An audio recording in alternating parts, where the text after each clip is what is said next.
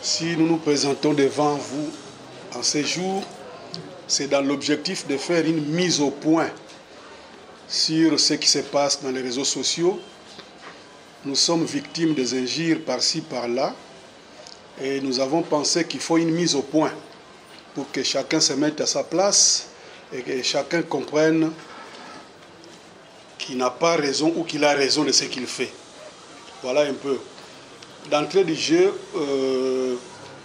je vais commencer par vous dire que nous ne sommes pas allés à Matadi pour combattre une personne. Mais nous sommes allés pour les intérêts de la population de Mwanda et de Mwanda de manière générale. Quand je dis Mwanda en tant qu'entité et quand je dis population en tant qu'habitant de l'entité. C'est dans ce cadre-là. Mais à l'heure qu'il est, tout le monde sait que nous sommes allés pour combattre Madame Amina. Et moi, je pense que ce n'est pas ça. Et chaque fois que vous faites des élections à Mwanda et que Batubakei, souvent vous nous accusez des gens de ne pas parler, Balobakate, Bakenda, Toyoka Kabangote.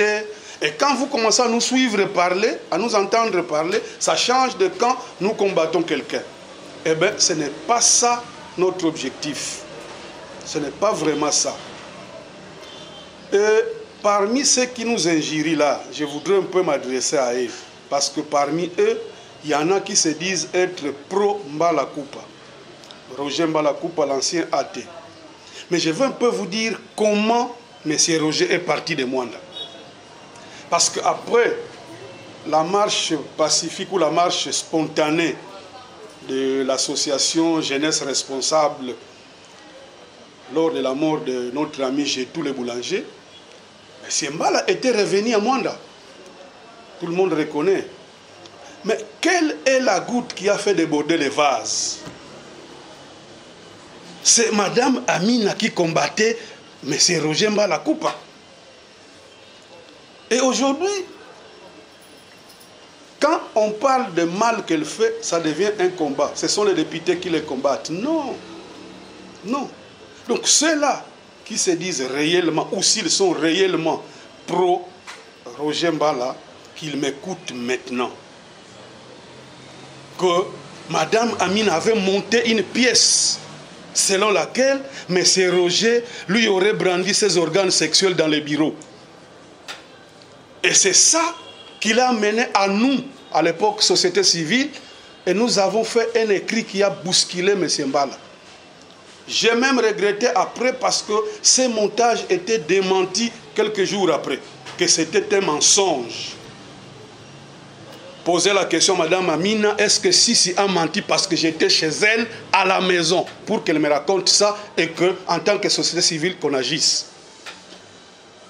J'étais chez elle à la maison. J'ai dit ça devant la presse et en disant ça, je prends à témoin toute la coordination de la société civile de Mwanda, de mon époque, et j'ai dit tous les services de renseignement.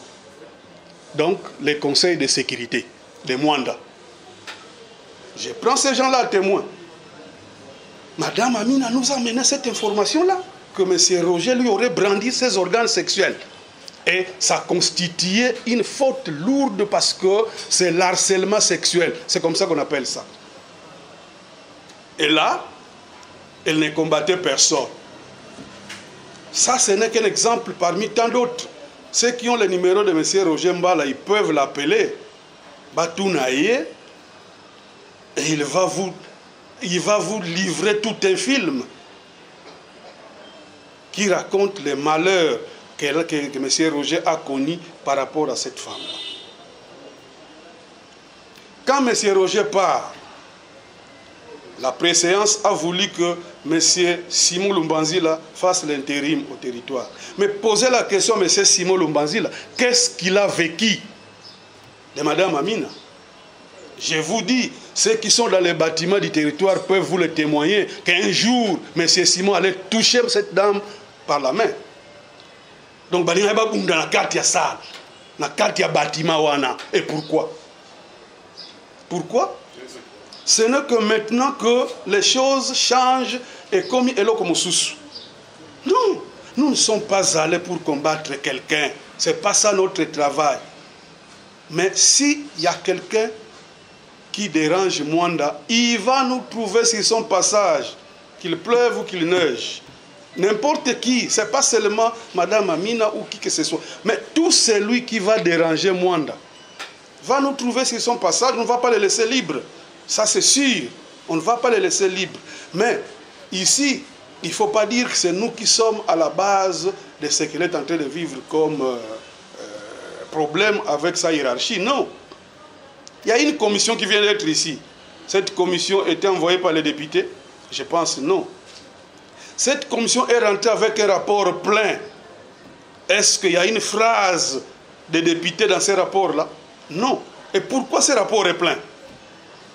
Pourquoi il est plein? Ce n'est pas nous. Et donc, moi je pense qu'il faut que les gens sachent quoi dire et quoi faire. Nous avons accepté plusieurs injures. Je crois que nous sommes au bout de nos forces. Nous sommes au bout de nos forces. Notre patience est au bout. Nous ne savons plus accepter ces injures-là. Si je peux paraphraser le ministre d'État, Constant, il vient de dire seulement à l'ouverture des États généraux de la justice, il a dit les mâles, il faut les combattre. Et il a ajouté que combattre les mâles par une direction normale. Parce que si vous avez une plaie que vous y mettez du sucre, malgré la douceur du sucre, la plaie ne sera pas cicatrisée. Il faut un produit approprié. Et donc le produit approprié, c'est dénoncer ce qui est mauvais. C'est seulement ça que les députés ont fait. Mais les députés n'ont pas, je ne sais pas, un combat contre une personne. Ça non. À moins que vous, en tant que journaliste, vous circulez sur toute la cité. Si vous pouvez nous dire quelque chose dans ce sens. Parce que nous, au moins, on ne sait pas que nous sommes en train de combattre quelqu'un. Nous sommes là et c'est pour le travail de manière générale. Ceux qui défendent, ils sont libres. Ils n'ont pas tort.